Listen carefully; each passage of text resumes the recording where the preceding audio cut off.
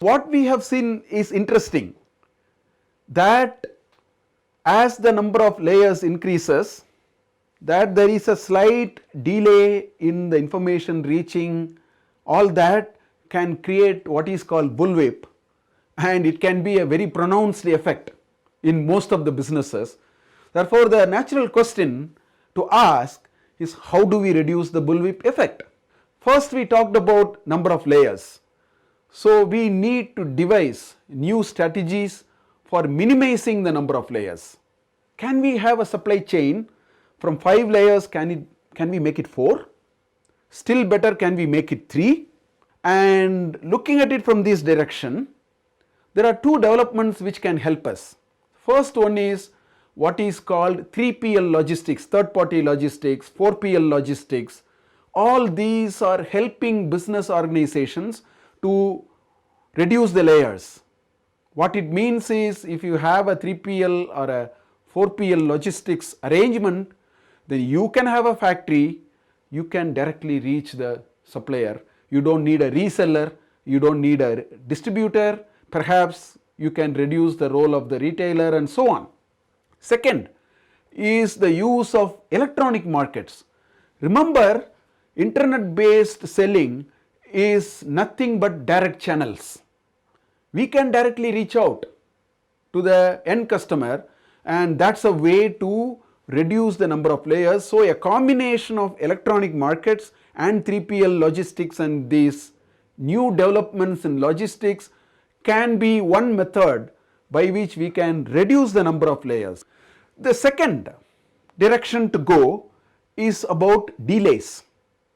So it's all about lead time reduction, reduction in the fixed cost in ordering. I mean, if it takes huge fixed costs, then we want to do batching. We always know that as fixed costs go up, batching will happen, because you can't afford to run with a batch of one because there is a huge fixed cost.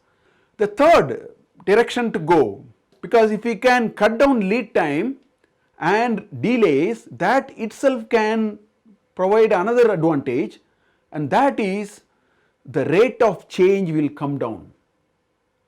The demand intelligence will improve, and there are other ways to improve demand intelligence also.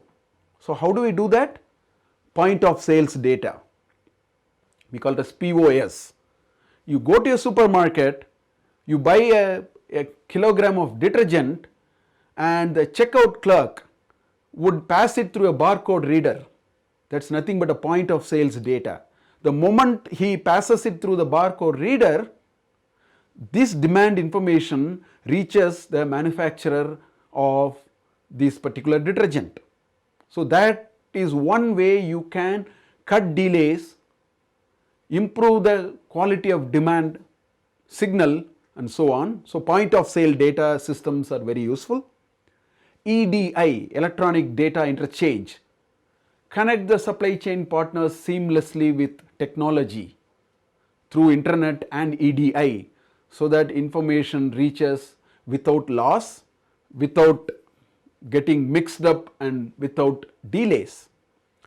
One can share sales, capacity and inventory data across the supply chain partners. I think that's the problem here. The distributor does not know what's happening with the retailer. The factory warehouse did not know what is happening with the distributor. So can we share the sales data, the inventory data and the capacity data? It can improve the quality of demand forecast. And lastly, it's very important to invest in better demand planning methodologies. Forecasting systems must be improved. Demand management systems must be invested continuously so that they are better. Please understand, bullwhip effects are reality in businesses. Look at closely the recent strategies of some large retailers.